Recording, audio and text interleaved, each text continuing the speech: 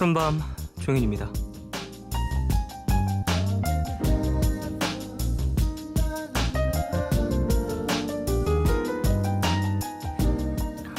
어느 드라마에서 본 건데요. 엄마와 딸이 이런 대화를 나누더라고요. 너무 무리하지 마. 그러다 쓰러져. 엄만 그런 네가 너무 걱정이 돼. 그러자 딸이 웃으면서 이렇게 얘기를 합니다. 엄마, 무리하지 않으면 못해.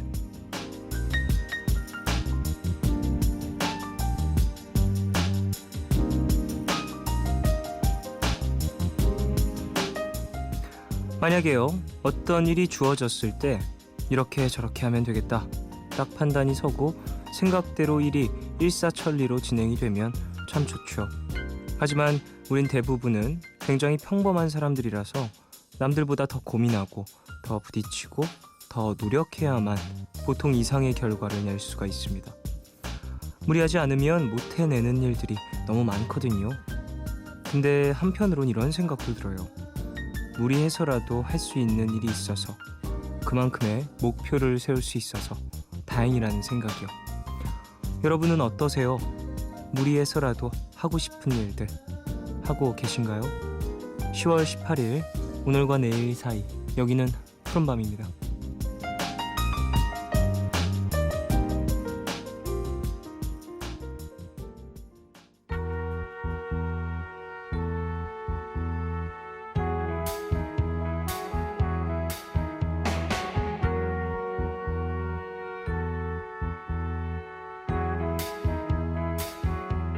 You're just too good to be true. Can't take my eyes off of you. 10월 18일 일요일 첫 곡으로 들으신 곡은 모테나켓의 Can't Take My Eyes Off You.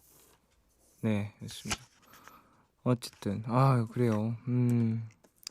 일요일이었어요. 뭔가 한 주에 마무리 잘하셨나 모르겠네요. 그 오프닝에서 했던 얘기를 좀 해볼까요? 무리하지 않으면 못한다. 되게 많은 걸 생각하게 하네요. 여러분 요즘 무리하고 계시나요? 아니면 뭐 무리할 일이 코앞에 닥쳐 있나요? 대부분 무리하면서 다들 사는 것 같다는 생각을 많이 해요.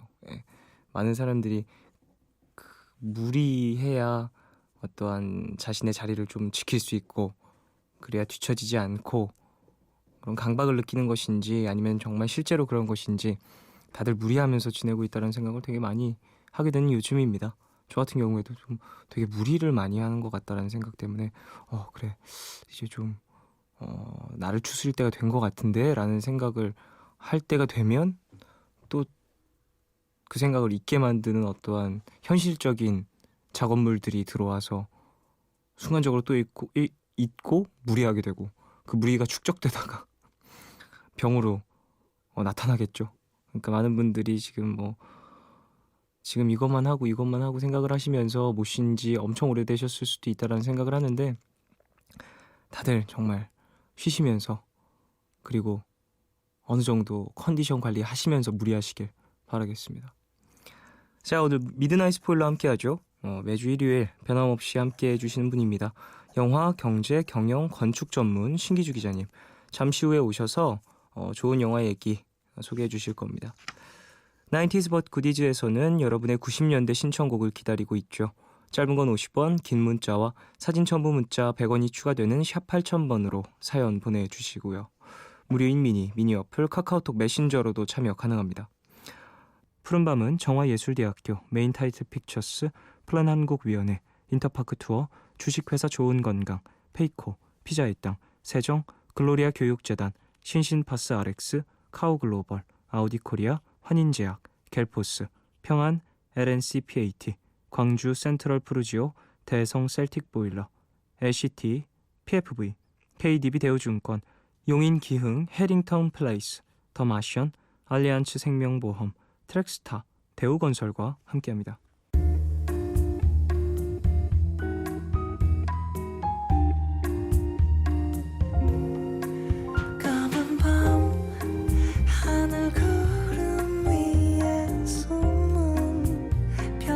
참 푸른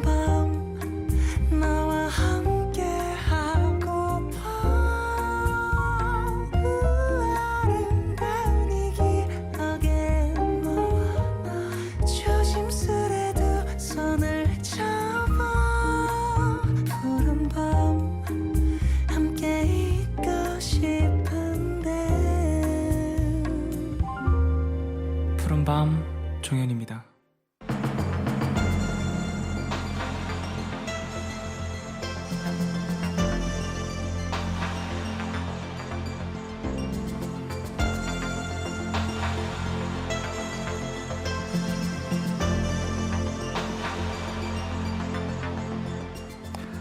사람은 누구나 남을 도우려는 본능을 갖고 있다. 등산 계획이 산에서 조난을 당하면 사람들은 수색대를 보내고 지진으로 도시가 폐허가 되면 전 세계가 구호품을 보낸다. 이런 본능은 모든 문화권에 존재하고 예외란 없다. 영화 마션의 주인공 마크 와트니의 대사인데요. 오늘 소개할 영화들이 어떤 주제를 담고 있는지 이 대사 하나로 설명할 수 있습니다. 미드나잇 스포일러, 오늘은요 생존과 구출에 관한 영화들로 함께하겠습니다.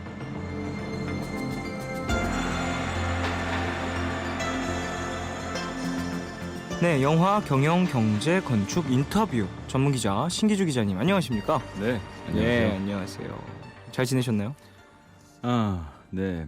저는 전혀 잘 지내는 모습이 아닌데요. 몰골이라고 표현해야겠어요. 이러면 마감은 끝나기 마련이다 하는데 네, 끝나고 나면 또 다음 마감이 기다리죠. 이런. 아유, 고생하고 계시네요. 저만 그런 게 아니고요. 아마 예. 모든 직장인들이 다 비슷할 거예요. 그렇죠? 맞습니다. 네. 또한 기한이 있는 것들은 항상 그런 편이죠. 그래서 기한이 있어야 돈을 주죠. 힘내십시오. 자, 마감 전문 기자. 네. 자, 앞서서 어떠한 뭐라고 해야 되죠? 생존과 구출에 대한 이야기를 좀 멋진 나눴는데 대사. 잘 읽어주셨네요. 정말. 저는 그 예고편 마션이라는 영화의 예고편을 보면서 이 구간이 상당히 임팩트 있게 와닿았었거든요. 이 대사가요? 네. 맞아요. 이게 사실 이 영화에 오늘 소개할 마션이라는 영화의 이 주제를 함축하고 있는 네. 것이기도 한데요. 그 어떤 사람에 대한 구원의 손길이 전 세계에서 모여든다. 그걸 이제 흔히 인류애라고 표현하죠. 또는 인간애라고 표현하기도 하고. 네. 그러니까 인류애와 인간애가 인간의 본능이라고 주장하고 있는 거예요. 물론 뭐 저 같은 사람은 예외일 수 있죠. 뭐 조난당했어? 그래 니네 나라 일 뭐 나 살기 지진 바빠. 났어? 그래 그러면 뭐 알아서 하시고 뭐 다른 사람들이 도와주겠지. 뭐 물론 이런 이기적인 생각을 가진 저 같은 전문 기자도 있습니다. 하지만 인류애와 보편적 인간애라는 게 존재한다는 건 사실이에요. 그게 좀 왜곡돼서 나타날 뿐이죠. 네. 그 마션이라는 영화는 그래요. 마션이라는 단어 자체가 화성인을 뜻하는 단어래요. 화성에. 예, 그러니까 어쨌든 주요 배경은 화성입니다. 그리고 이 영화 감독은요 리들리 스콧이에요. 리들리 스콧이 만든 영화 대표적인 영화 에어리언, 또 블레이드 러너, 또 프로메테우스 소개한 적이 있었죠. 네. 그 우주 영화인데 이 영화들 모두가 다 참 염세적이 짝이 없죠. 맞아요. 참 우주에서 괴물 등장하지 않나. 이 프로메테우스에서 보면 인류의 기원이 외계인이고 뭐 다양한 형태의 아주 어둡고 우주 밤하늘만큼이나 어두운 우주관을 갖고 있는 감독이에요. 네. 이런 감독이 화성을 찍었으면 사실은 아주 어둡고 뭔가 괴물이라도 등장할 것 같은 어떤 공간일 가능성이 있고 하나. 두 번째는 적어도 어쨌든 화성이라는 공간이 굉장히 주요한 배경이 될 것 같아요. 네. 영화를 보신 분들은 아시겠지만 저도요 4DX로 봤어요. 부럽죠? 네. 4DX로 볼 만큼 멋진 스펙타클한 화성 장면이 많이 나옵니다. 오. 그러나 이 영화에서 하고자 하는 것은 화성이 아니에요. 지구입니다. 지금 조현 씨가 읽어주신 바로 그 대사. 인류한테 보편적 인류애 혹은 인간애가 있다는 걸 증명하는 거죠. 그러니까 영화의 이 이야기를 살짝 하면 그 마크 위튼이라고 하는 네. 인물이 있어요. 이 인물은 그 나사에서 화성에 보낸 아레스나3 탐사대의 이제 탐사 대원입니다. 네. 근데 이 사람이 모래 폭풍을 만나서 갑작스럽게 나머지 대원 5명, 그러니까 총 6명의 대원이었는데 한 명 이제 홀로 이제 조난을 당하죠. 네. 그리고 어떤 하여튼 그 우연한 일치로 그 원래 우주 비행사들한테는 손에 뭐 이렇게 생명 반응을 전송해주는 장치가 있대요 우주국에. 네. 근데 그게 하필 고장 나서 모두가 다 그냥 이 사람이 죽었다라고 생각하고 자 운명은 제천이다라고 생각하고 떠나는 거죠. 그래서 화성을 떠나서 나머지 5명이 아픈 마음을 안고 하지만 어쩔 수 없지라고 생각하고 지구로 기원하는 와중에 이제 알고 봤더니 그 위튼이라는 사람이 이제 맷 데이먼이 연기했어요. 네. 이 양반이 살아 있었던 거죠. 오. 여기서부터 이야기가 시작됩니다. 근데 그 지구하고 화성의 거리는요. 가까울 때도 5,600만 킬로미터인가. 뭐 그래요. 뭐 멀면 막 수억 킬로미터까지 떨어진대요. 이게 네. 왜 그러냐면 보세요. 그 태양을 중심으로 지구가 돌고 화성이 돌잖아요. 네. 그러니까 화성하고 지구가 같은 방향에 있을 때 이런 거 이거 축을 이뤘다고 표현하던데 네. 뭐 그렇게 축을 이루게 되면 가깝겠죠, 당연히. 하지만 화성하고 지구가 저 멀리 반대편에 있으면 공전 주기가 달라서 네. 너무 태양을 돌아 건너가야 되니까 너무 멀죠. 그러다 보니까 화성하고 지구 사이에는 그러니까 화성 탐사선을 많이 보내잖아요. 네. 그 이 영화 안에서도 왜 94, 5년도에 도착했던 최초의 이 화성 탐사선이 있어요. 패스파인더라는 네. 길을 찾는다는 녀석의 어떤 무인 우주 탐사선이 있는데 이 탐사선 같은 걸 보내려면 뭐 화성 방향으로 대포를 쏘면 끝나는 게 아니고 그 아주 가까워졌을 때만 쏠 수 있는 그 발사 시간대라는 게 있답니다. 그 발사 시간대에만 쏠 수 있는 거예요. 그 시간을 놓치면 그러면 또 이제 한참 기다려야 되는 거죠. 수년을. 네. 그러니까 그 마크 위튼이라는 이 인물, 이 한 번 화성에 고립되면 다음번 이제 구조대가 설사 이 화성에서 살아남을 수 있다 하더라도 만에 하나 화성에 공기도 없고 물도 없지만 네. 그래도 어쨌든 기적적으로 어떤 식으로든 살아남을 수 있다 하더라도 구조대가 올 때까지 수년의 시간을 기다려야 되는 거죠. 이건 뭐 불가능에 가까운. 그렇죠. 일입니다. 이게 뭐라고 표현해야 될까요? 우주 공간에 덩그러니 네. 떨어진 것이니까 그렇죠. 생존 확률 자체가 거의 없다고 없다라고 할수 볼 수 있는데 네. 그 포맷에서 이제 영화가 시작이 되는 기적적인 거죠. 이야기가 시작된다는 거죠. 음. 근데 일단 같이 있었던 탐사 대원들은 네. 비행기를 타고 집으로 돌아가고 있어요. 이런. 그 우주에서 화성에서 지구로 이제 행성 간의 운행을 보면 계속 뭐 자동차 엔진처럼 엔진을 돌리는 게 아니라 한 번 쏘면 관성에 따라서 쭉 이제 한 방향으로 직선 운동을 하기 때문에 네. 궤도 비행을 하죠. 그게 돌아가고 있고 그리고 이제 그 마크 위튼은 나만 버리고 갔네. 하지만 어쨌든 살기 위해서 처음에는 절망하고 좌절해요. 네. 하지만 나머지 대원들이 남기고 간 이제 물건들이 있을 거 아니에요. 먹을거리들도 있고 뭐 필요한 재료들 이런 자원들을 이용해서 생존을 도모합니다. 근데 하필이면 또 그 마크 위튼이라는 인물은 식물학자예요. 네. 뭐 그러니까 감자 먹으려고 쌓아놨던 감자에서 싹을 틔우는 재주가 있다는 거죠. 그러니까 영화에서 보면 대원들 그리고 본인이 먹고 이제 변을 볼 거 아니에요. 네. 그럼 그걸 거름으로 써서 감자를 키워서 감자에 싹이 나서 싹이 나면 네 하는 그런 거를 하죠. 그러니까 이 마크 위트니가 식물학자여서 네. 어떠한 생존에 대한 확률을 좀 더 높인다라는 거겠죠. 그렇죠. 그래서 이제 원래 식량이 1인당 식량이 31일치지만 네. 총 6명이었으니까 그러면 한 180일 정도 이상은 늘 거 아니에요? 네. 그리고 거기다가 그거를 반씩 쪼개 먹으면 360일, 1년은 버틸 수 있죠. 네. 그리고 좀 그거의 일부는 키워갖고 또 한번 싹을 틔워서 다시 감자하면 한 2년은 버틸 수 있다. 뭐 이렇게 계산을 합니다. 네. 안에서 보면 영화 보다 보면 저 같은 머리 나쁜 사람들은 그 계산이 맞는 것 같긴 한데 계산기 두드리고 영화 봐야 되나 싶지만 중요한 건 생존의 기간을 길게 할수록 그 구조대가 올 때까지 버틸 수 있는 확률도 높아진다는 거죠. 네, 그렇죠. 그리고 이제 뭐 필요한 장비들을 마구마구 옮기고 있는데 그러니까 놀라운 게 나와요. 나사가 당연히 개입하겠죠. 네. 이 나사가 그 화성탐에 있는 표면을 이 우주 망원경으로 이게 그 쳐다보다가 이상한 걸 하나 발견하는 거예요. 네. 아니 물건이 분명히 화성에 아무도 없는데 화성에 있었던 물건들이 자꾸 움직이고 있어요. 네. 이게 이 사진의 오류인가? 아닌 거죠. 사람이 그때 살아있는. 교시는 안 되지만 막 맷 데이먼이 살아있다는 거를 알아내요. 그것으로 네. 물건이 옮겨지는 걸 보면서. 그렇죠. 근데 이제 지구하고 교신할 방법이 없잖아요. 네. 근데 거기서 이제 놀라운 생각을 해냅니다. 그 로버라고 하는 게 있는데 네. 그 로버가 뭐냐면요. 우주선 안에서 바퀴가 달려 있는 우주 탐사선을 로버라고 불러요. 로버라는 뜻이 방랑하다는 뜻인데 그러니까 이제 지구 따위를 방랑한다 뜻이죠. 여기서 이제 우주 탐사선 중에 로버를 타고 이제 먼 화성길을 걸어서 그러니까 타고 가서 그 예전에 94~5년도에 착륙했던 최초의 우주 탐사선인 패스파인더를 찾아내요. 근데 이 패스파인더를 왜 찾아내느냐?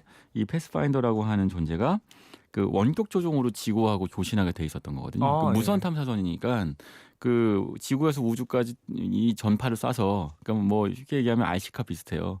그러니까 지구에서 조종했던 것이니 교신이 가능한 거죠. 그러니까 연결이 된다라는 그렇죠. 거죠. 그러니까 패스파인더를 갖고 와서 그걸 고쳐서 교신을 합니다. 이런. 그 지구하고 교신을 해서 살아있다라고 얘기하니까 네. 이제 온 지구가 난리가 나는 거죠. 얼마나 전 지금 얘기를 쫙 들으면서 알고 있었던 내용인데 좀 소름이 돋았는데 그런 방식으로 이렇게 알리는 순간 네. 거기 있었던 지구인들이 얼마나 또 여러 가지 생각을 하고 여러 가지 생각을 하죠. 자, 이제 아주 정확한 질문을 하셨는데 네. 무슨 생각을 하냐가 중요해요. 그러니까 여기서 보면요, 지구 안에는 그러니까 인류의 역사를 발전시킨 두 가지 원동력이 있다고 이제 이 영화에서 리들리 스콧은 얘기합니다. 이게 뭐냐면 정치와 과학이에요. 네. 근데 이 정치하고 과학은요, 항상 그 직선 운동, 이른바 진보를 하는 건 아니고요, 퇴행을 할 수도 있습니다. 그러니까 이 정치하고 진보, 과학이 서로 상호 보완적으로 성장을 해야 하는데 때로는 정치가 과학을 밀어내기도 하고, 그러니까 과학적 기술 발전이 정치 발전과를 이제 자극하기도 하고 뭐 다양한 발전용 경로가 있죠. 네. 근데 여기서 이제 일단 하나 나사 안에서 고민이 빠져요. 뭐냐? 아니 맷 데이먼이 살아 있어. 그럼 본 시리즈를 찍어야 되나? 아니 데리고 와서 본 시리즈 찍어야 되나? 어떻게 할 것이냐 고민을 합니다. 네. 근데 이제 이미 이 사람은 세계의 영웅을 만들어서 장례식까지 치렀어요. 근데 살아 있어. 아차, 이걸 어떻게 해야 되느냐? 이미 그가 이제 생명 신호기가 꺼졌으니까 그렇죠. 죽은 줄 알고 네. 화장에서 돌아왔을 때 어떠한 이유에서 그를 영웅으로 만들었겠죠. 네. 영웅이기도 하지만 그렇죠. 더욱더 어떠한 이 화성을 닿다 왔다라는 것을 많은 이들에게 알려야 될 의무도 있었을 것이고. 결국 나사를 움직이는 건 두 가지 힘이에요. 나사 역시도 지금 인류의 발전도 정치하고 과학이라고 했듯이 나사도 과학 기관이지만 네. 나사가 우주에 이 로켓을 쏘아 올릴 수 있었던 거는 그 정치의 힘이 있는 거죠. 그러니까 그 대량의 자본을 투자를 받아야 되는데 정치인이 국민을 설득하게 만들기 위해서는 어떤 원대한 목표를 세워야 되는 거죠. 달에 가겠다고 하든 옥토킬 잡아오겠다고 하든 네. 화성에 가서 뭐 화성을 식민지하겠다고 하든 뭐 어떤 형태로든 간에 항상 정치가 반드시 과학과 이 상호 보완적으로 작동하는데 나사라는 조직도 그런 조직이고 이 마크 위튼이 그러니까 맷 데이먼을 구출할 것이냐는 정치적 문제가 되는 거예요. 네. 맷 데이먼의 생존 사실을 알릴 것이냐도 정치적 문제고 과학과 정치는 이렇게 서로 미묘한 관계가 있다라는 걸 리들리 스콧이 슬쩍 흘려요. 근데 이게 아주 재밌는데요. 이 영화가 얘기하고자 하는 것은 제가 아까 모두에 말씀드린 것처럼 화성이 아니에요. 화성의 장대한 스펙타클 멋있습니다. 황량하고요. 거의 한국이네. 그 지구에는 존재할 수 없는 그 거대한 사막과 평야가 존재하죠. 그런 공간을 맷 데이먼이 이제 로봇 타고 질주를 해요. 그리고 그 맷 데이먼이 이 영화를 보신 분들은 많이들 이게 맷 데이먼의 화성판 삼시세끼다라는 표현을 쓰기도 합니다. 그러니까 먹고 살기라고 하는 측면에서 보면 맷 데이먼은 정말 거기서 먹고 자고 싸고 요 세 가지만 합니다. 그러니까 이런 단조로운 이야기가 있어요. 하지만 멋진 스펙터클로 포장이 되지만 실제로 그거에 대비되어서 맷 데이먼을 구해야 하느냐를 갖고 논쟁하고 맷 데이먼을 구하기 위해서 어떤 도움이 필요하냐를 이야기하죠. 그게 다 모두가 정치인 거예요. 그리고 그 안에 그러니까 맷 데이먼을 구하려면 정치만 필요한 게 아니에요. 그러니까 그 아까 말씀드린 것처럼 지구하고 화성이 아주 가까워야 하는 그 발사 시간대가 있잖아요. 네. 그 시간이 굉장히 짧아요. 그러니까 그 시간대 안에 발사체를 준비해서 로켓을 거기에 필요한 물건을 실어갖고 빨리 화성으로 쏘아 올려야 되는 거죠. 그렇죠. 이건 기술이에요. 자, 노래 한 곡 듣고 와서 이야기 더 나누겠습니다. 올리비아의 Fly Me to the Moon 듣겠습니다.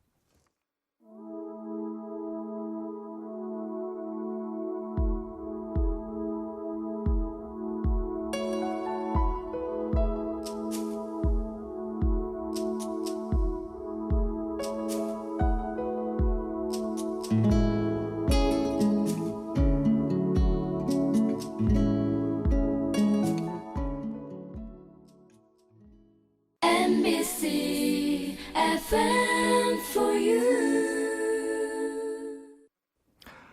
네, 노래 듣고 오셨고요. 자, 미드나잇 스포일러 신기주 기자님과 함께하고 있습니다. 제가 영화 이게 중반까지만 말씀드릴게요. 그 미국이 이제 화성 맷 데이먼한테 할 수 있는 건 일단 구조대를 당장 보내기 힘드니까 나사가 맷 데이먼이 사는 화성으로 먹을 것들과 식료품들을 쏴주기로 합니다. 그러니까 일종의 보급선을 띄우는 거죠. 네, 먼저. 그래서 이제 생존 기간을 늘리자였어요. 근데 불행하게도 이 발사체가 발사에 실패하고 폭발하는 거죠. 이런. 사실 우리 한국도 이 발사에 실패한 적이 있잖아요. 그러니까 사실 그렇죠. 아무리 뛰어난 나사 같은 우주기관도 그 발사체 발사에 실패하는 경우는 비일비재해요. 우리도 실제로 본 적도 있고. 맞아요. 그러다 보니까 발사체 실패 이후에 이제 발사 시간대 안에 화성으로 무언가 쏘아 올리는 건 불가능한 상태가 되고 맷 데이먼은 감자를 2분의 1이는커녕 10분의 1을 쪼개 먹어도 절대로 구조 시간까지 수년에 걸릴 테니까 그 시간까지 살아남는다는 건 불가능해지는 거죠. 삼시세끼가 아니고 삼시 한 끼를 먹어도 살 수가 없는 겁니다. 근데 이때 중국이 등장해요. 중국. 네. 요즘에 헐리우드 영화에 참 많이 나오는 네, 중국. 그렇지. 예. 이건 그런데 이게 아주 재밌는 게요. 그 상당히 많은 영화에서 중국은 잠재적인 그 적국으로 등장하거든요. 헐리우드 영화 안에서. 네.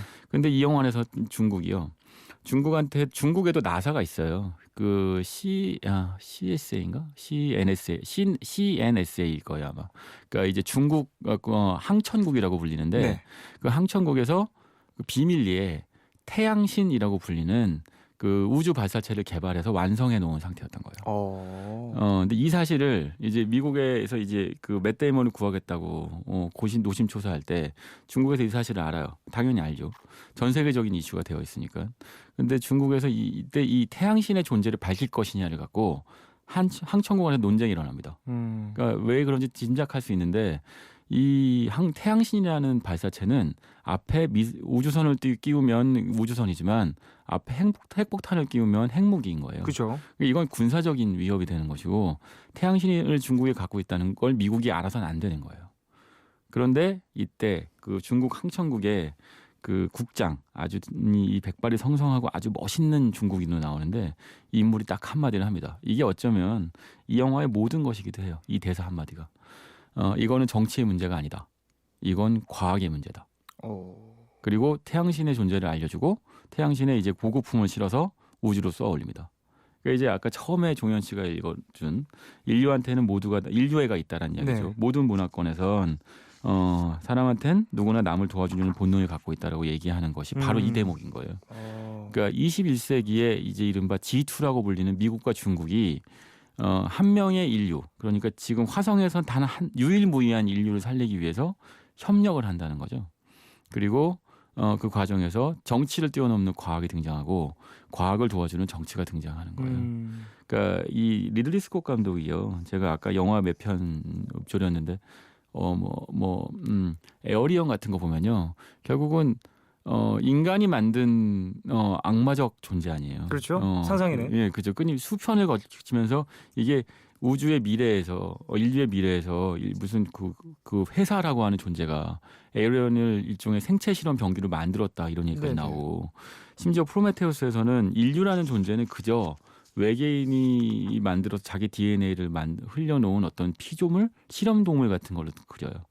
그러니까 이랬던 감독이 마션에서는 인류의 역사에 대한 역사적 진보에 대한 희망을 얘기하는 거예요. 그러니까 한 인류, 화성에 고립된 이 식물학자 삼시세끼 한 명을 구하기 위해서 중국과 미국이라고 하는 G2가 협력하고 정치를 넘는 과학의 힘으로 보편적 인간애를 실현한다는 거죠. 그러니까 인류는 이렇게 진보해 왔고 앞으로도 이렇게 진보해야 한다라고 얘기하는데 리들리 스콧을 아는 감독 입장에서 관객들 입장에서 보면 황당하기 짝이 없어요.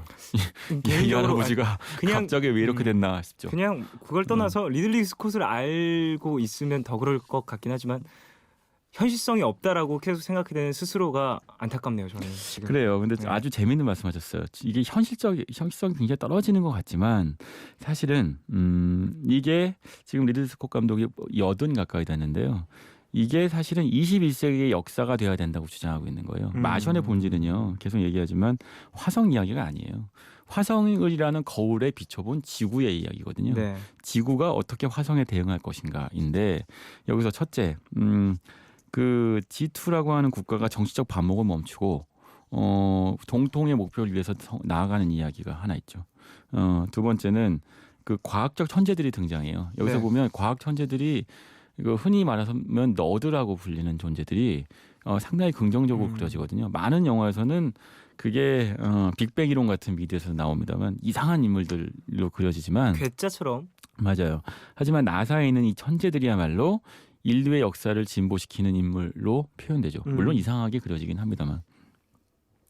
그러니까 근데 이게 현실성이 없지 않은 게 이렇게 설명하면 될 것 같아요. 리들리 스콧은 30년대생이에요. 네. 그러니까 지금 80 가까이 되었죠. 리들리 스콧이 젊은 시절 또는 중년 또는 이제 노년을 보냈던 20세기 후반은요. 지금 종현 씨 말씀처럼 전쟁, 호암 마마 뭐 이런 거죠. 옛날 비디오에 나왔던 테러, 뭐 사실은 인류 역사가 정말 발전할 수 있을지에 대한 의문을 가질 수밖에 없는 시대였어요. 그러니까 이른바 또 그 당시에 G2는 이제 미국과 소련이었는데 반목하다 못해 냉전 시대로 전 세계를 얼어붙게 만들었죠. 네. 그러니까 이 리들리 스콧이 그 에어리언을 만들었던 나이가 40대 중반이거든요. 그 시기에 그 염세주의는 타당했어요. 그런데 지금 21세기의 새로운 세계 질서가 짜여질 때, 그러니까 이제는 G2가 중국과 미국인데 이 두 나라는 흔히 신냉전 체제라고 불리는 체제라고 표현되지만 그렇게 가면 안 된다고 얘기하는 거죠. 이게 아니고 사람은 누구나 남을 도우려는 본능이 있듯 이 선진적인 정치로 과학의 힘으로 인류를 발전시켜라 라는 이야기를 계속 밑에서 이 암시를 하고 있는 거예요. 근데 그게 그러니까 실제로 얼마 전에 미국하고 중국 정상들이 만나서 이야기를 했잖아요. 네. 그 안에서도요. 두 나라 정상은 굉장히 다양한 발전적인 협력을 해요. 예를 들면 그 우리 잘 알지만 베이징이 워낙 이 대기 오염이 심하잖아요. 맞아요. 그러니까 기후 협약 같은 거에 대해서 굉장히 선진적인 협상을 합니다. 그런데 놀라운 건 그래요. 그 우리 잘 아는 도널드 트럼프라고 부동산 재벌은 시진핑이 왔을 때 그러니까 상대 나라 국가의 주석을 상대로 저런 사람한테 뭐하러 비싼 음식 먹이냐. 그냥 햄버거나 먹여갖고 돌려보내라라고 악담을 합니다. 그러니까 그 항상 정치는 전진하는 건 아니고 후퇴하기도 하거든요. 근데 이 영화 안에서 보면 리들리 스콧의 영화라는 게 믿기지 않을 정도로 굉장히 낙천적이고 낙관적이에요. 그러니까 아까 잠깐 나사가 이 사실을 숨길 수도 있었는데 숨기지 않고 네. 중국이 도와주지 않을 수 있는데. 아는데 도와주고 그리고 미국이 이 순간에 인류 모든 지구의 인류들한테 도움을 청하고 그리고 협력을 받아내죠. 그리고 그때 그게 무슨 미국 일변도 구하기냐라고 비난하지 않고 모두가 그들을 응원해요. 그게 사실은 이게 지구의 그러니까 화성이라고 하는 불모의 땅과 네.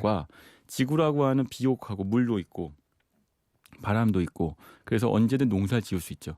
화성에서 맷 데이먼이 농사 짓는 방법을 보면 정말 눈물이 앞을 가릴 정도로 처절해요. 처절하군요. 근데 하지만 지구에서는 농사 짓는 게 어렵지 않잖아요. 이렇게 아름다운 별에서 살고 있는데 그 가치는 모른다라는 걸 또 암시하고 있는 거죠. 이런저런 메시지가 많이 담겨 있는. 네, 이 영화를 보다 보면 일단 하나 리들리 스콧이 나이가 먹었구나. 둘, 어쩌면 이것이야말로 역대 존재하지 않았던 새로운 형태의 SF물이겠구나 싶기도 해요. 그러니까 우리 흔히 그 인터스텔라 때문에 네. 마션도 특히 인터스텔라에서 맷 데이먼이 나온 바람에 마션 역시도 어쩌면 우주에 대한 이야기일 거라고 상상하지만 아니에요. 지구에 대한 이야기입니다. 그렇군요. 지구가 저 멀리에서 지구에 대한 이야기를 더 뭐랄까 감각적으로 보여줄 수 있는 방법. 그렇죠. 지구의 본질을 더 생생하게 드러낸 거죠. 이야기 나눌 다음 노래는 뭘까요? 라이언 일병 구하기입니다. 어허. 아마 이 마션을 보신 분들은 네. 두 가지 공통점을 발견하셨을 거예요. 어쨌든 한 사람이 뒤처져 있는데 네. 그 사람을 반드시 구하러 간다. 노헌 비하인드 뭐 이런 거 같은가? 그런 식의 생각이 떠올렸을 거고. 그러면 그 뒤처진 사람이 누구냐? 맷 데이먼이네? 맷 데이먼이 어디 나왔었는데? 라이언 일병 구하기였던 거죠. 아니, 맷 데이먼은 왜 맨날 이렇게 굼뜬가 봐요. 인터스텔라에서도 왜 혼자 남겨지잖아요. 그러니까요. 항상 뭔가 그렇죠. 그 98년도 때까지만 해도 맷 데이먼이 굉장히 풋풋한 어린 나이였기 때문에 네. 구하러 가고 싶은 생각이 좀 들었는데 마션에선 잘 모르겠네요. 어쨌든 라이언 일병 구하기에 네. 대해서 이야기를 나눌 텐데 저 이 영화 되게 재밌게 봤거든요. 아, 그리고 그렇죠. 저뿐만 아니라 되게 많은 사람들이 재밌게 봤을 거고 그렇죠. 감동과 어떠한 슬픔과 이런 것들을 많이 느끼게 해줬을 그런 영화라고 생각을 해요. 네, 네. 그리고 전쟁의 참혹함이라든지 그런 것들도 많이 보여줬고 노골적으로. 라이언 일병 구하기. 사실 스필버그 영화죠. 그렇죠. 아카데미 감독상. 뭐 5개 부문입니다. 촬영상, 아이고야. 편집상, 음향상, 아이고야. 음향 효과 편집상, 뭐 하여튼 무슨 상들을 많이 받았지만 특히 중요한 건 감독상이에요. 왜냐면 아카데미에서는 스필버그한테 감독상을 허락하지 않는 짠돌이었거든요. 근데 이 영화에서 그래, 물론 이 영화를 처음 받은 건 아닙니다만 어쨌든 이 영화로 이제 명실상부한 이 명 감독의 대열에 오르게 되죠. 네. 근데 라이언 일병 구하기하고 이제 마션을 비교해서 설명하자면 할 얘기들이 좀 있어요. 근데 어쨌든 이 영화 안 보신 분들을 위해서 네. 아니면 이 영화 개봉한 다음에 태어나신 분들을 위해서 계시겠죠? 있을 거예요. 네. 말씀드리자면 그 2차 대전이 배경입니다. 근데 이제 그 형제가 있는데 네 명의 형제 중에서 3명의 형제가 전쟁에서 사망해요. 그리고 막내 네. 한 명이 살아남아 있어요. 근데 이제 그 어머니는 얼마나 슬프겠어요. 아들 4이나 낳았는데 3명이 이 나라를 위해서 목숨을 잃었어. 그러니까 미국 정부에서 아니 도저히 이렇게 이건 국가적 비극이다. 그러니까 이 마지막 막내를 안전하게 생還시켜야 한다. 근데 문제는 이 병사가 있는 곳은 이 2차 대전의 최전선 독일의 심장부예요. 그러다 보니까 특수한 임무를 수행하기 위해서 8명의 병사를 보냅니다. 그런데 이제 마션과 또다시 비교하자면 마션 역시도 이런 딜레마가 등장해요. 그러니까 한 명을 구하기 위해서 8명을 보낸다. 그러면 이 8명의 목숨은 한 명 목숨의 8분의 1 값일까? 한 명을 구하기 위해서 화성으로 이제 탐사대를 보낸다. 그러면 그 탐사대원이 이 영화 안에서 보면 몇 명이 있는데 그럼 5분의 1이냐 6분의 1이냐 이런 얘기가 나오죠. 당연히 이거는 경제학적으로 보면 값어치가 없어요. 그러니까 구하지 않는 게 맞습니다. 하지만 이 라이언 일병이라는 인물은 구할 만한 가치가 있다고 생각되죠. 왜? 목숨값을 이 돈으로 매기는 게 아니고 이제 4명의 형제 중에 단 한 명 살아남았을 뿐더러 그 한 명이 을 구하는 것이야말로 그러니까 전쟁에서 죽어간 아들을 잃고 가족을 잃은 사람들을 위로하는 일이라는 이제 보이지 않는 무형의 가치가 존재하는 거죠. 그래서 결국은 8명을 보냅니다. 그 뭐 영화를 보신 분은 아시겠지만 한 명을 구하기 위해서 8명이 다 죽어가죠. 맞아요. 그때 이제 이 영화에는 굉장히 그 이제 철학적인 질문을 던져요. 그 한 명을 구할 가치가 있었을까? 전쟁에서 목숨이란 건 무엇일까? 근데 심지어 영화 다 보신 분들은 아시겠지만 이 라이언 일병이 그냥 구조대를 따라서 가면 되는데 네. 안 가고 맡은 바 임무를 수행하겠다고 버티죠. 맞아요. 그 바람에 살아남은 몇 명도 다 같이 죽죠.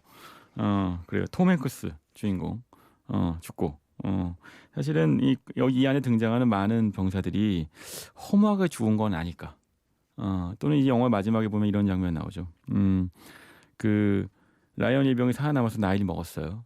그리고 나서 자신을 대신해서 죽어간 사람들을 위해서 무덤 앞에서 묵념을 하면서 그들을 대신한 값어치 있는 인생을 살았는지 자문하죠. 살아남은 자들은 그런 고민을 하게 돼요. 네. 근데 제가 이제 이 영화를 갖고 온 이유는요. 그러니까 마션과 비교를 하기 위해서인데 마션에서 이야기하고 있는 건 보편적인 인류의 반면에 그렇죠. 라이언 일병 구하기에서 이야기하고 있는 건 사실은 대단히 미국적인 국가관이거든요. 그러니까 미군은 단 한 명의 낙오자도 뒤에 남겨주지 않는다라는 가치관이 있고요. 그러니까 아주 미국적인 가치관 안에서 이 라이언이라는 이 사람들을 바라보고 그 인물을 구조해내는 거예요. 그러니까 이 마션이 그러니까 이게 전쟁 영화와 우주 영화의 차이 같기도 합니다만 어쨌든 훨씬 더 커다란 가치관 아래에서 영화가 만들어진 거죠.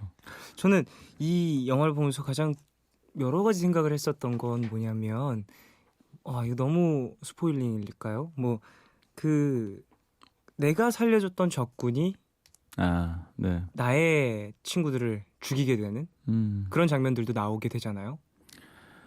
그게 이제 이 영화 안에서 나타나는 몇몇 가지의 비극적 장면이죠. 네. 전쟁의 참상을 보여주는 장면인데 그렇죠.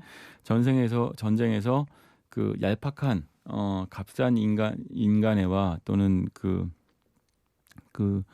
연민이 결국은 엄청난 비극으로 돌아오죠. 그리고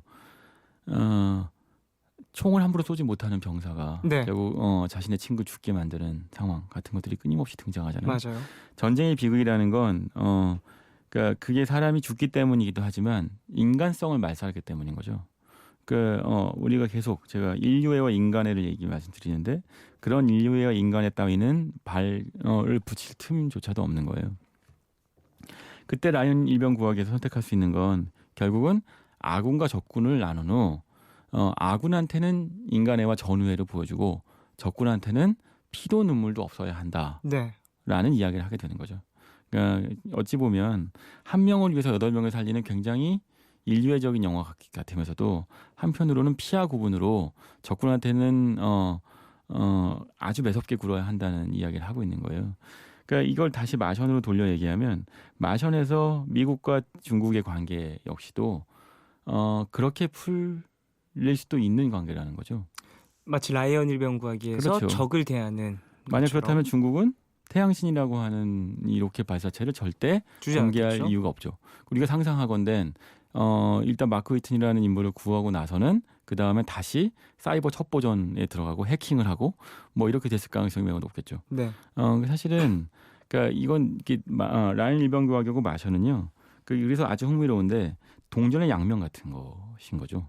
그러니까 둘 다 맷 데이먼이라고 하는 한 사람을 구하기 위해서 움직이지만 한쪽에서는 그렇기 때문에 적군한테는 가혹해야 한다고 얘기하고 마션에서는 그렇기 때문에 적군과 아군을 구분하지 말아야 한다고 이야기하는 네네. 거죠.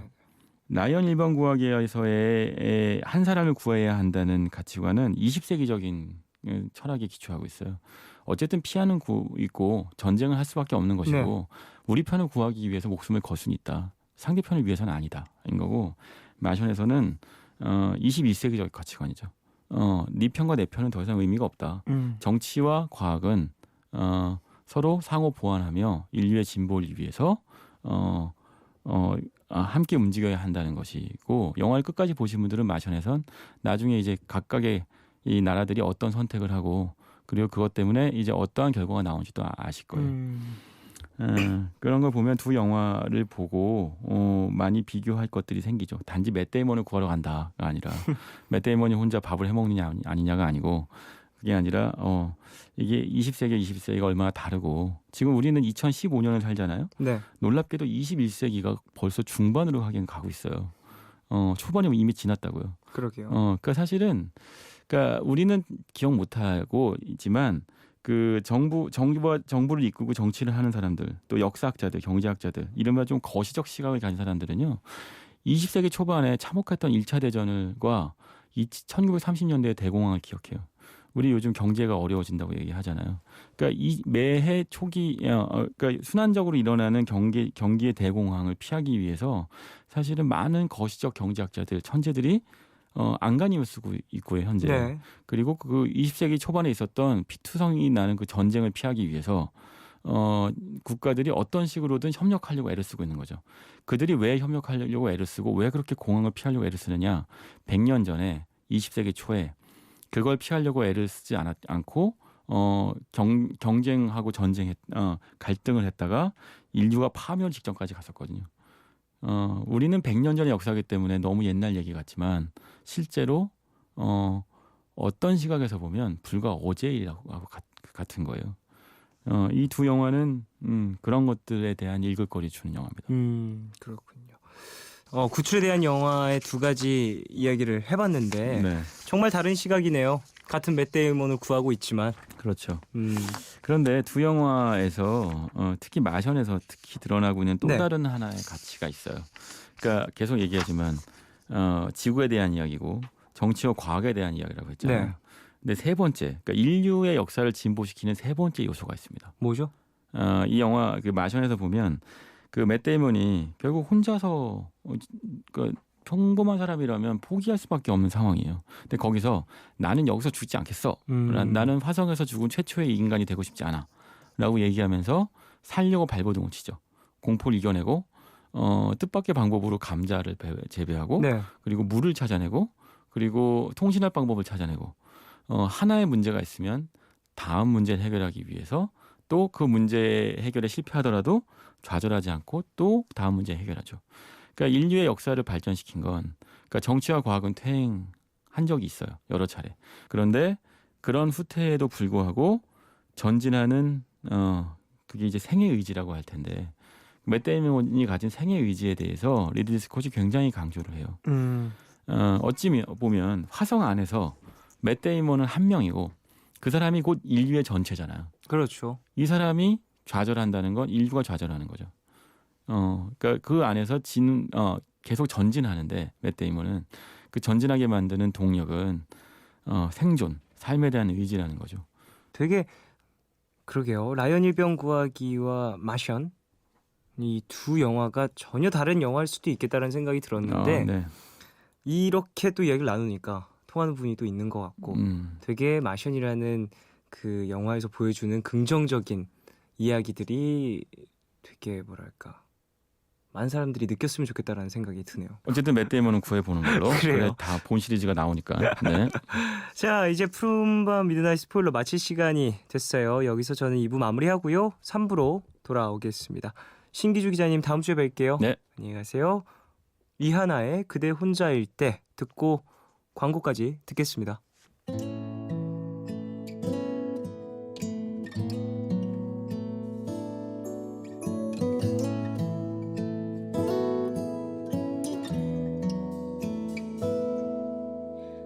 혼자라 느끼나요? 가끔씩은 오늘과 내일의 애매함 그 경계선 사이 시작과 끝이 만난 시간 작별과 만남의 인사 안녕 또 다른 안녕 매일 하지 널 보면 넌 푸른 밤을 상상하네 널 보면 넌 푸른 밤을 상상하고 들어줄래 네 듣기에 내가 속삭여줄게 마치 보석을 담은 듯 반짝빛이 나는 푸른 밤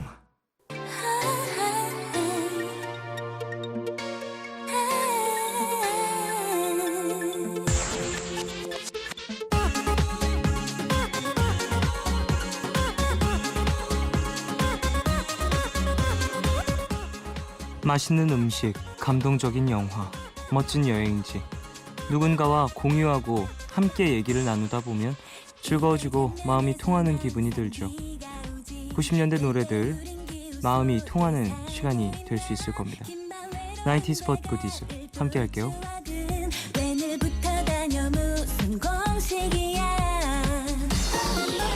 떠난 그 사람을 계속 이 시간 참여 원하시는 분들은요. 푸른밤 홈페이지 90s but goodies 게시판에 사연과 신청곡 남겨주세요. 그럼 여러분이 보내주신 신청곡 만나볼까요? 1265님 쫑디 박미경의 기억 속의 먼 그대에게 신청해요. 이별 직후에 너무 슬프고 괴롭지만 또 어느새 다른 사랑으로 잊혀지고 항상 곁에 있어야만 사랑인 것 같기도 하고 어렸을 때나 지금이나 사랑은 잘 모르겠고 참 어려운 것 같아요. 근데 그래도 인연은 결국 다 있는 것 같더라고요. 라고 보내주셨습니다. 그러게요. 저는 아직 그런 걸 잘 모르겠어요.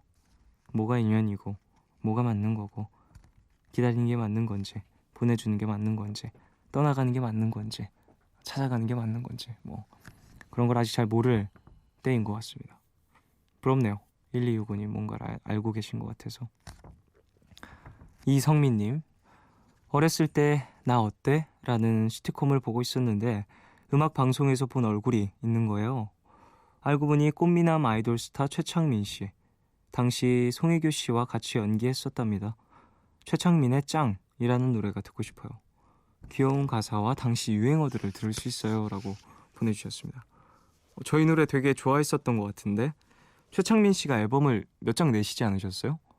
짱이 이게 뭔가 가수로서 데뷔곡 비슷한 느낌이었던 것 같은데 그리고 좀 이런 비슷한 느낌이었어요. 짱, 영웅 막 이런 느낌의 좀 곡들이 계속 나왔었던 기억이 있네요. 테이프 있었어요. 최창민 씨 거.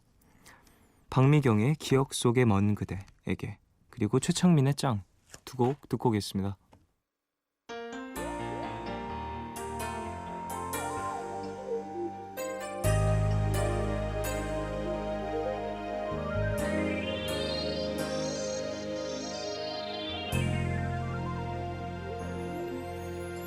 그댄 정말 나는 몰랐어.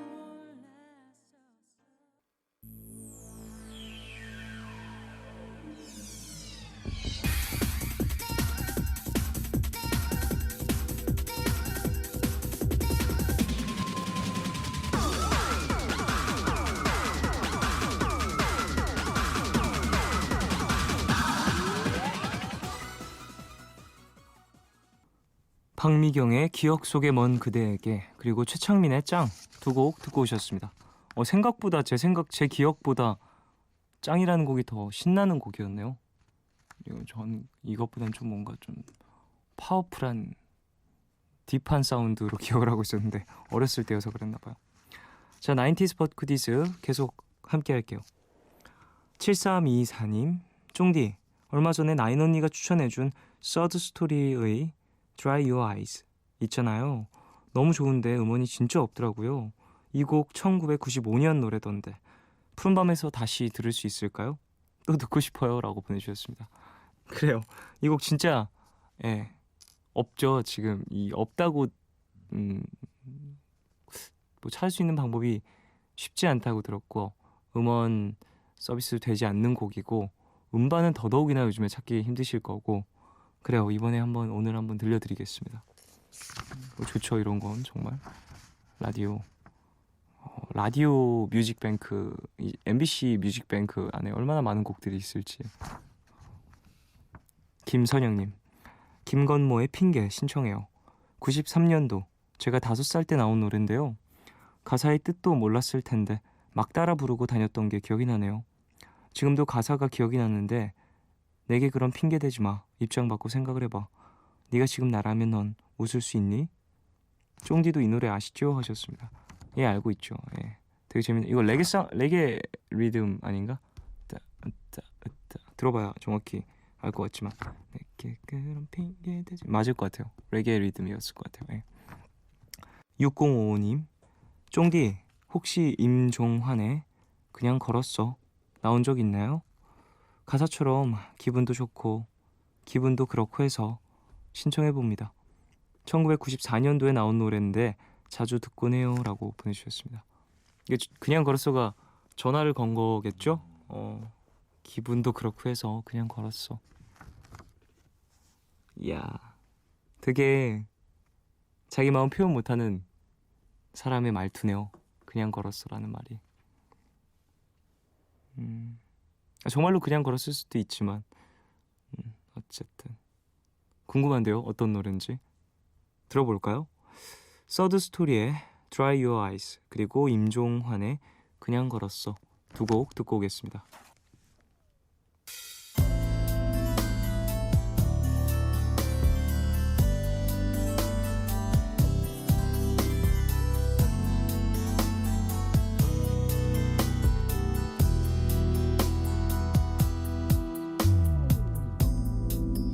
Girl, there's something that's telling me.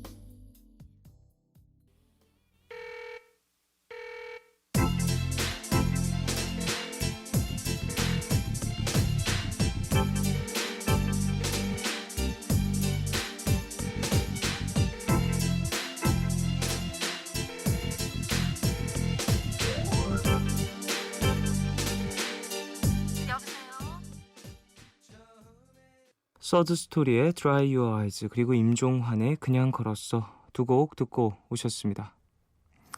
90s but goodies 계속해서 이어갈게요. 9178님 구피의 다 잘 될 거야 신청합니다. 자존감이 떨어질 때나 우울함이 가득한 날엔 힐링되는 가사가 담긴 노래들을 들으며 힘을 내는데요. 요즘에 좀 우울해서 노래를 찾다가 우연히 이 곡을 알게 됐어요. 어릴 때 많이 들었던 노래인데 오랜만에 들어도 여전히 좋더라고요. 가사도 너무 좋고요. 푸른밤에서 이 노래 들으면서 힘내고 싶네요 라고 보내주셨습니다. 그래요. 다 잘 될 겁니다. 희망찬 가사가 있을 것 같은 제목이야 심지어. 구피가 그 표기를 어떻게 썼죠? 구피 어떻게 썼지? 어쨌든 저는 이 구피라는 팀 자체를 알고는 있었는데 왜 이렇게 곡들이 정확히 기억이 잘 안 나죠? 박경진님 야키다의 I saw you dancing 난 요거 신청해요. 엄마랑 많이 들었어요. 엄마가 테이프 사가지고 오셔서 모녀가 무한 청취했던 기억이 나네요 라고 보내주셨습니다. 야키다 저는 모르는 아티스트인데요. 궁금하네요. 95년도에 발매된 앨범인데 한번 들어볼까요? 구피의 다 잘 될 거야 그리고 아키다의 I saw you dancing 두 곡 듣겠습니다.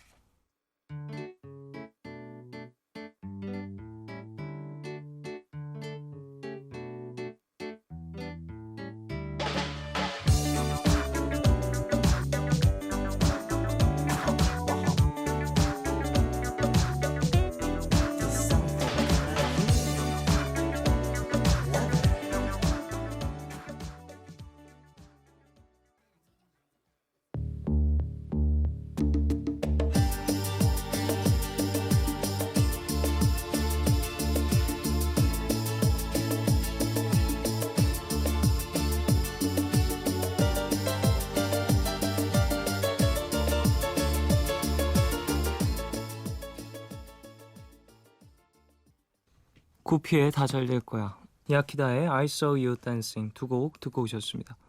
90s but goodies 함께하고 계세요. 2548님 서지원의 76 빼기 70은 하트 신청합니다. 이렇게 읽는 거 맞나요? 제목이 특이해서 눈길이 갔었는데 가사를 보니까 이 앨범이 나왔을 땐 연상연하에 대한 편견이 있었던 것 같더라고요.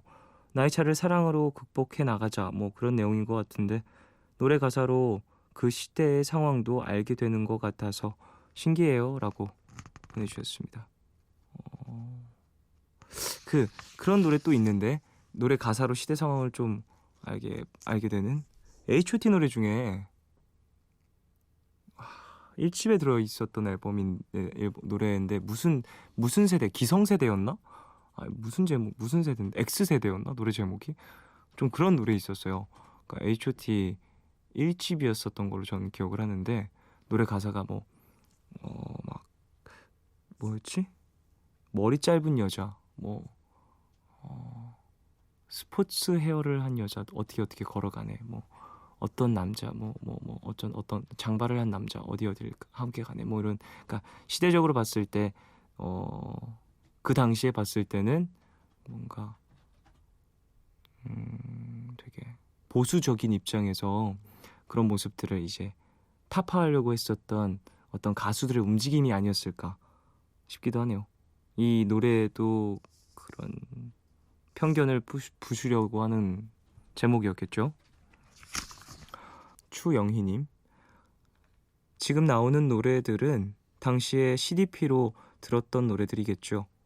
90년대 생인지라 이때의 노래들을 잘 모르는데 노래들이 너무 좋아서 잠도 못 자고 있어요. 응사에서 듣고 좋아하게 된 김혜림의 날 위한 이별 신청해봅니다 라고 보내주셨어요. 응사가 응답하라 1994죠. 94년도 1997이 먼저 나오고 1994 나왔죠. 1994가 이제 서태지 좀 그쪽 1997이 H.O.T 잭스키스 이런 그렇죠. 지금 또 제작되고 있지 않나요? 1988 이제 호돌이 나오고 막 그러려나? 어쨌든 전 사실 뭐 경험해보지 않은 시대여서 다 1994 때도 뭐 5살이었고 1997 때도 전 뭐 8살이었고 88 때는 없었어요. 어쨌든 그래요. 아까 제가 얘기했었던 그 H.O.T 노래는 개성시대라는 개성시대라는 노래입니다. 혹시 관심 있으신 분들은 찾아서 들어보세요. 가사 참 재밌습니다. 그때 이런 것들이 편견이었구나라는 걸 느낄 수 있는 그런 가사들이에요. 7496님, 비비의 하늘 땅 별 땅. 중3인데 가족끼리 차 타고 왔다가 라디오에서 이 노래가 나와서 따라 불렀더니 엄마 아빠가 놀라시더라고요. 2000년생이 이 노래를 어떻게 아냐고. 근데 저도 이 노래를 어떻게 알게 된 건지 모르겠어요. 그냥 언제부터 알고 있었던 것 같은데 90년대 노래길래 신청해요 라고 보내주셨습니다. 저도 모르는 노래인데요. 비비의 하늘 땅 별 땅. 무슨 노래지? 근데 그런 노래들 있죠. 내가 어디서 알게 됐고 어떻게 이 멜로디를 익혔는지 모르겠는데 너무 익숙하게 내가 알고 있고 심지어 따라 부르고 있는 그런 곡들이 종종 있죠. 네. 서지원, 박선주가 함께한 76 빼기 70은 사랑, 그리고 김혜림의 날 위한 이별 두 곡 듣고 오겠습니다.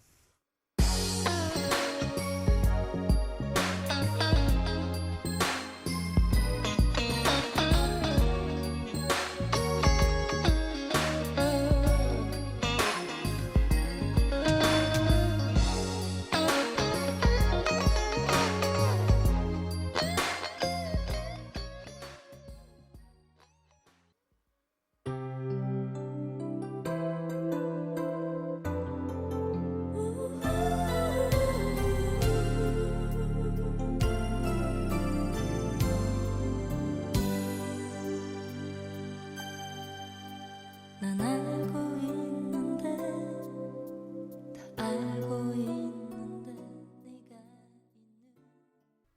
서지원, 박선주의 76 빼기 70은 사랑, 그리고 김혜림의 날 위한 이별 두 곡 듣고 오셨어요. 김진명님, 쫑디 알면 알수록 참 매력적인 분인 것 같아요. 저요? 감사합니다. 이렇게 당황스러운 고백은 처음이네요. 5시 반에 기상해야 해서 푸른밤을 끊었는데 쫑디 매력에 빠져서 다시 푸른밤으로 돌아온 지 2주째. 보이스 투맨의 On Bended Knee 같이 들어요 라고 보내주셨습니다. 저도 되게 좋아하는 노래예요, 이 노래. 보이스 투맨. 어쨌든 저에게 빠져 계신다니 답을 해야겠죠. 들려드리겠습니다. 보이스 투맨의 On Bended Knee 같이 들을게요.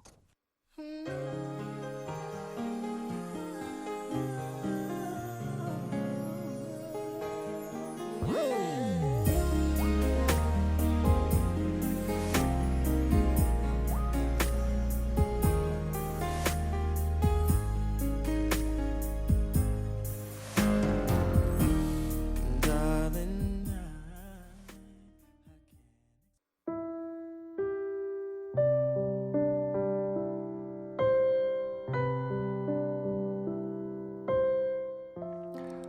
지방 출신인 저는 서울에서 자취를 하다가 얼마 전 인천으로 이사를 왔는데 오늘 부모님께서 제 자취방에 오셔서 집 정리도 해주시고 맛있는 것도 먹고 터미널에 배웅하고 집으로 오는데 부모님이랑 같이 걸었던 길들이 혼자 걸으려니 갑자기 울컥해서 눈물이 나더라고요. 왕복 6시간을 힘들게 오신 부모님께 너무 감사드리고 고마웠다고 전하고 싶어요.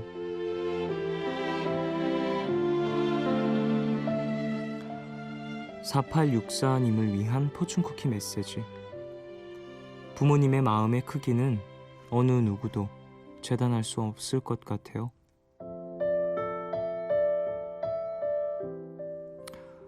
자식이 그 정도로 울컥한 마음이 들 정도면 부모님께서는 얼마나 마음이 아쉽고 아련하셨을까요? 그래도 부모님의 마음을 조금이나마 알고 계시니까 다행이라는 생각이 들고요. 자취생활은 힘들지만 특히 외로움을 견디는 게 가장 힘들다고 들었습니다. 부모님 걱정 안 하시게 밥 잘 챙겨 드시고 연락도 자주 드렸으면 하네요. 힘내십시오. 오늘 끝곡 레드 핫 칠리 페퍼스의 Higher Ground 들려드리겠습니다. 지금까지 푸른밤 조윤이었습니다. 내일도 쉬러 와요.